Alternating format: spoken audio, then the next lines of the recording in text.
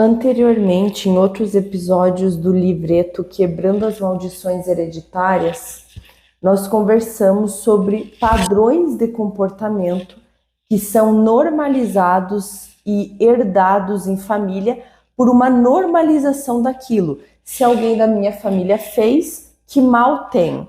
Então é assim que começa essa hereditariedade do pecado. Ela tem muito mais uma explicação psicológica da neurociência, mas que é aproveitada, é tirado proveito pelos demônios. Então, um demônio, ele precisa de uma pessoa da sua família ou dos seus antepassados que cometeu um erro, que refutou, negou a fé, que questionou alguma regra, que normalizou o que não podia ser normalizado. Basta uma pessoa na família, na árvore genealógica, para correr o risco, que é outra tentação que nós temos, de normalizar aquele comportamento e deixar de ver algo errado, e ao invés de rezar para que isso não aconteça, para que a pessoa mude de opinião, toda uma família, uma árvore genealógica pode normalizar, não acreditar nos sacramentos da igreja, não levar a sério o sacramento do casamento, ou da crisma, ou do batismo, infidelidades, falta de respeito, consumo de drogas, ao invés de, quando tem um problema, buscar oração, buscar que Deus te ajude, busca esquecer os problemas nas drogas, sejam lícitas ou ilícitas. Tem comportamentos, principalmente liderados pelos pecados capitais, que foram normalizados às vezes naquela família, e esses pecados capitais levam às vezes a problemas de peso, certos problemas de saúde, como nós discutimos no outro episódio. Por conta disso, hábitos que viram vícios, desvios de sexualidade, desrespeito ao consentimento e a dignidade de si próprio e do próximo, problemas de saúde mental e inclusive problemas de finanças, por um uso inadequado dos recursos que conquistou, seja por herança ou até pelo próprio trabalho, da pessoa não ser organizada financeiramente porque aprendeu a ter esse comportamento em família. Então, essa hereditariedade tem a ver com normalizar coisas que te fazem mal, que te afastam de Deus, que te afastam dos mandamentos de Deus, da Bíblia, da fé católica, por uma normalização aprendida em família. Se fulano da minha família fez, será que faz tanto mal assim? Será que está tão errado? No livreto Quebrando as Maldições Hereditárias, tem um capítulo sobre árvore genealógica. Olha o que está escrito. Fazemos parte de uma árvore histórica de gerações. É bobagem pensarmos que apenas somos produtos das nossas próprias decisões e vontades. Estamos inseridos num contexto de histórias e gerações. Se você ler a Bíblia cuidadosamente, você descobrirá que várias gerações existiram e que contribuíram para a formação de um grande homem. É o exemplo do rei Davi. A paternidade de Jessé sobre Davi é sempre registrada em toda a Bíblia. Na 1 Crônicas, capítulo 2, versículos 3 a 15, vemos que Jessé era filho de Obed, que era filho de Boaz com Ruth. Portanto, no sangue de Davi estava a herança de uma moabita de fibra e caráter, tanto de Boaz quanto de Ruth. Como dissemos antes, herdamos e possuímos a herança genética de até 10 gerações. Creio que por isso a genealogia de Jesus foi tão completa.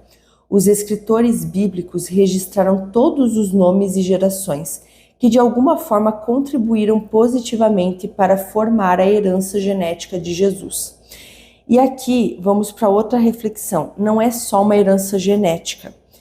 Será que tem diferença em você ser filho de um homem que roubava pessoas, e isso era glamourizado na sua família, ou de uma pessoa extremamente honesta em que isso era aplaudido. Os exemplos, os valores familiares influenciam. Todos nós somos livres, somos plenamente livres para escolher o que é certo, o que é errado, o que vale, o que não vale. E existem vários exemplos de pessoas que tiveram exemplos inadequados na família e lutaram contra isso. Mas você concorda que lutar contra um valor errado ou um exemplo da sua família é um ato consciente? As pessoas, ninguém faz isso sem pensar sobre isso. Então, uma pessoa que é indignada pela falta de valores, falta de ética da sua família, luta ativamente contra isso, em resposta a isso. E quando uma coisa é glamourizada, normalizada na nossa família, é mais difícil a gente entender que aquilo não está certo. Por isso a genealogia, a hereditariedade do acerto, mas também do erro e do pecado. Uma pessoa que foi ensinada a idolatrar o avô que roubou um terreno, ou normalizar que o pai e o irmão traem as esposas, tem uma tendência muito maior de também recair nos mesmos erros e pecados. Não só pela normalização de que aquilo acontece e não tem como evitar, como se a pessoa não tivesse liberdade de escolha e que não pudesse desenvolver o autocontrole, mas também pensando naquela glamourização, que tem famílias que colocam, não só invertem valores, mas glamourizam. Elas dão importância a isso como algo que não é ruim. Então, existem muitas famílias hoje cujo valor familiar é que não deu certo, descasa. O que é o sacramento do matrimônio? Ah, não quer casar, não precisa casar. Todo mundo trai, ninguém consegue ter um relacionamento a longo prazo para sempre. Normal beber todo fim de semana. E o seu tio não é alcoolista, não é alcoólatra, ele só sabe se divertir. Então a gente glamouriza comportamentos. Claro que todo mundo é livre para vencer valores que não lhe competem. Então existe sim pessoas que vão receber exemplos na família e vão contra isso. Uma pessoa que vê o tio ou uma tia não sendo fiel no casamento e vai falar: gente, que falta de respeito, vou rezar para essa pessoa perceber o que faz de errado e eu abomino essa ação. Nossa, que feio, né? Meu avô roubou um terreno, que coisa feia. Isso não se faz. A gente tem que dar o exemplo que nós somos melhores do que isso. E glamorização de drogas. Nossa, gente, mas como que vocês acham bonito o meu primo cair de bêbado todo dia? Isso não é bonito. Existem até pessoas, quando tem, por exemplo, um problema de um vício de uma droga, a pessoa que fuma, que bebe, ou até drogas ilícitas, que combate essa normalização e glamorização desse comportamento, que insiste que tem que ensinar os mais jovens para nem começar naquilo, mas é uma escolha livre e consciente. E a gente tem que ter a consciência das armadilhas que estão na nossa árvore genealógica. Quais são as raízes da nossa árvore genealógica? Quais são as heranças familiares, a mensagem dessa família para nós mesmos e para o mundo? O que nós normalizamos? O que virou valores? Os valores estão certos? Estão dentro dos mandamentos da igreja? Ou viraram valores invertidos? Qual a simbologia dessa família? Qual é o solo em que essa família está? Qual é o apoio dessa família? É um solo ácido, cheio de pedras? Como que nós nos sustentamos nesse solo? É um solo que faz bem para nós ou é um solo que nos leva a gastar dinheiro que a gente não tem, a ser irresponsável, a não buscar nossa dignidade, a não buscar a caridade, os valores cristãos, as virtudes espirituais? Quem somos nós nessa árvore? Que tipo de árvore nós somos? Nós somos uma árvore sólida, uma árvore que não aguenta chuva. Inclusive no livreto Quebrando as Maldições Hereditárias, existe um convite a literalmente desenhar uma árvore, a você colocar o nome da sua família, colocar nas raízes os antepassados dos quais você tem acesso aos nomes, um pouco da história, e aí vai subindo, né, o tronco da árvore, gerações mais recentes, e os galhos, você, seus pais, seus irmãos, seus primos, e tentar nomear situações da história dos seus familiares, histórias e valores que são compartilhados entre vocês, e o que é bom e o que não é.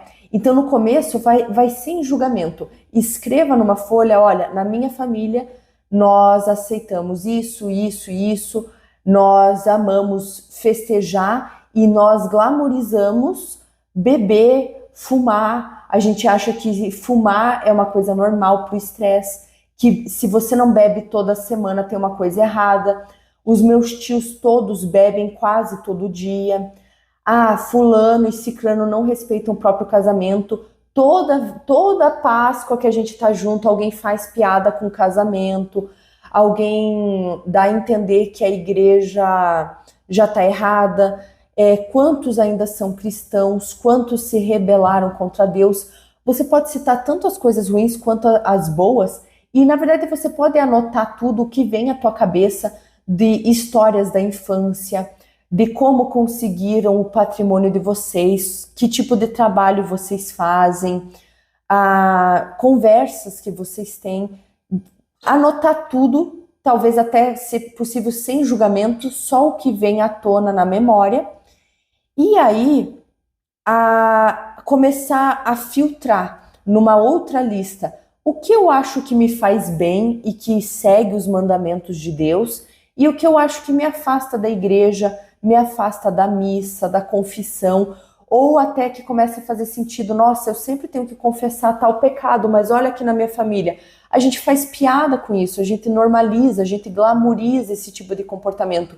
É claro que para mim é um pouco mais difícil lutar contra isso, porque, olha só, é o valor da minha família, é o contrário ao que é estimulado na confissão. Aí no livreto nós temos o segmento Origem das Maldições. Porque ele comenta dessas maldições hereditárias, mas eu trago aqui, além do conteúdo do livro, essa explicação científica, tá?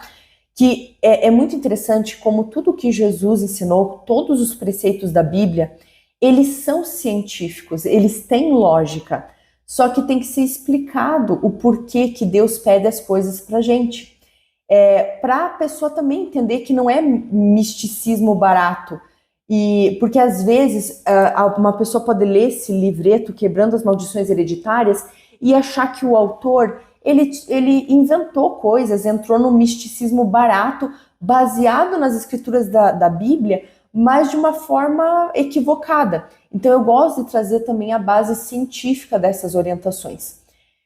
Tudo o que Jesus nos orienta, existe também uma explicação científica do porquê o ser humano estaria fazendo mal a si mesmo se não seguisse Jesus e por que Jesus é tão genial. Mas eu não vou falar que Jesus é o maior psicólogo que já ouviu ou neurocientista, porque Jesus é Deus Filho, ele é perfeito. A ciência só vem para provar que o que Deus criou, ele entende tudo, porque ele criou. Então é óbvio que ele entende das máquinas que ele criou, porque ele montou a máquina. Então a ciência, uma vez eu até li um livro, se eu não me engano, do padre Gabriele Amorfi, que ele falou o seguinte: se você acha Jesus um cara legal, se você acha Jesus um cara iluminado, um espírito de luz à frente do seu tempo, ou se você acha Jesus o grande psicólogo do mundo, você não é cristão de verdade, porque Jesus é Deus. Ele está na Santíssima Trindade, ele é Deus Filho. Então ele não é que nem nós, criaturas. Então, de novo, eu trago muito da psicologia e da neurociência, mas não com o discurso de que Jesus foi o maior psicólogo do mundo, porque ele é ponto. Ele é Deus, Deus é. Então ele é Deus Filho, né? Então aqui, vamos para Origens das Maldições, que é uma parte do livro. Maldição, o que a gente chama de maldição? É essa repetição de valores, comportamentos, normalização e até glamorização explicados na neurociência e psicologia. Então, a hereditariedade tem a ver com essa reflexão de como a tua árvore genealógica, a tua família, o teu convívio com pessoas e valores influencia como você enxerga a vida. Você é influenciável em um certo nível.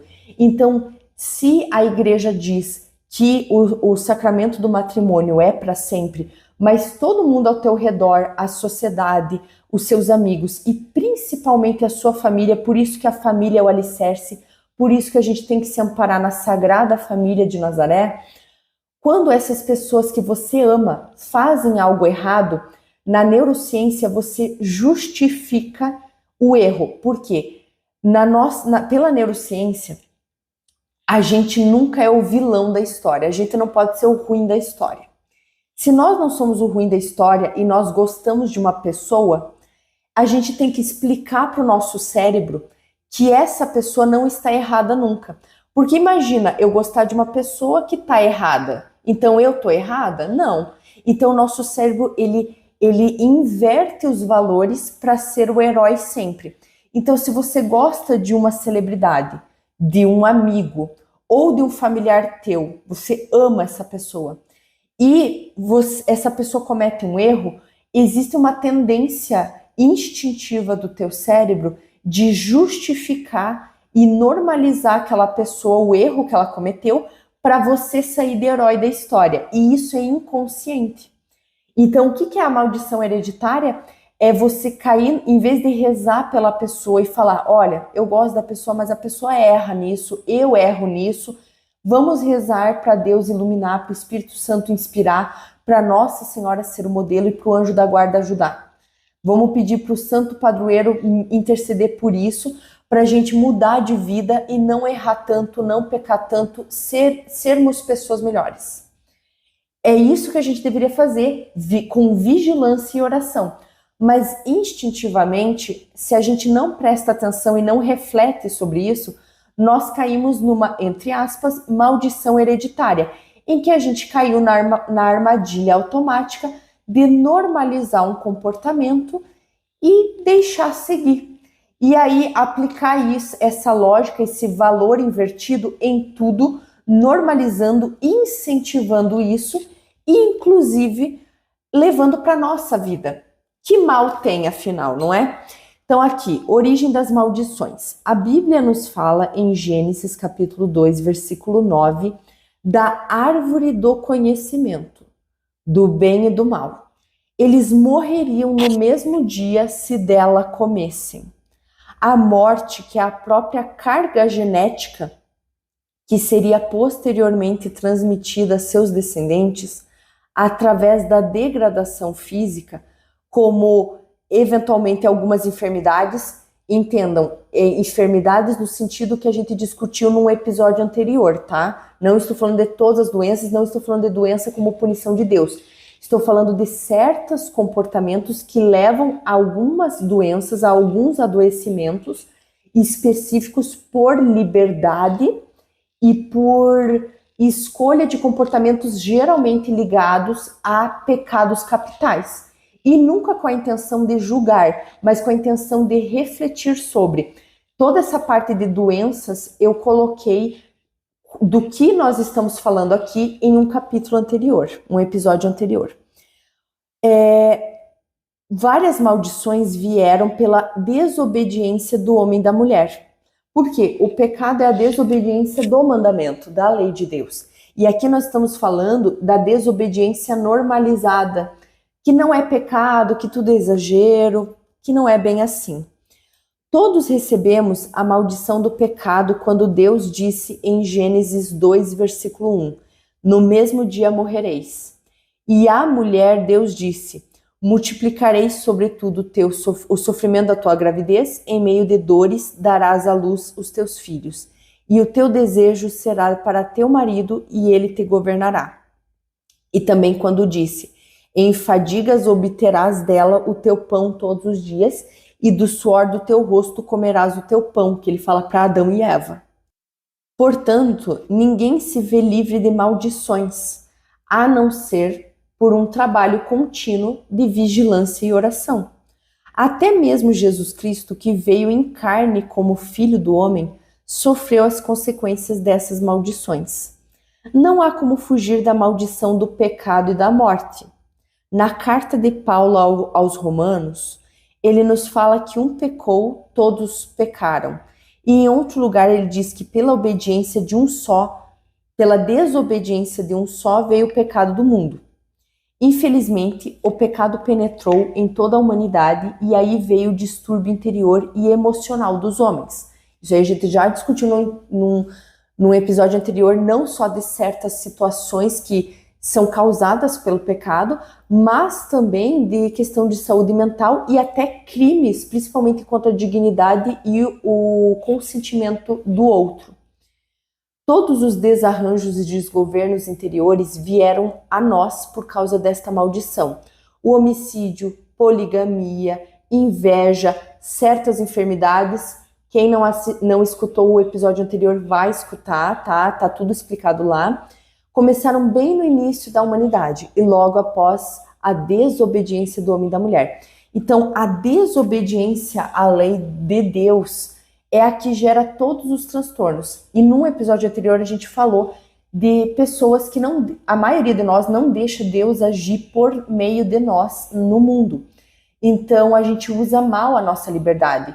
Então, por isso nós somos convidados à vigilância e oração constante para perceber o que na minha família a gente erra, onde eu posso ter normalizado o que eu não deveria. E pior, onde não só eu normalizei, mas eu glamourizei um comportamento.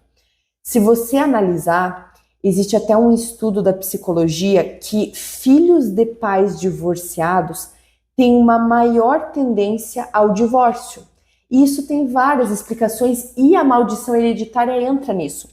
Porque se você normaliza e para sobreviver até glamouriza aquele comportamento e usa o outro como molde, isso acaba influenciando você. Então todas as ações que uma família tomou, que os antepassados tomaram e o jeito como isso é falado em família, influencia bastante. Então, por exemplo, uma família que diz, poxa, teu bisavô roubou um terreno, roubou uma pessoa.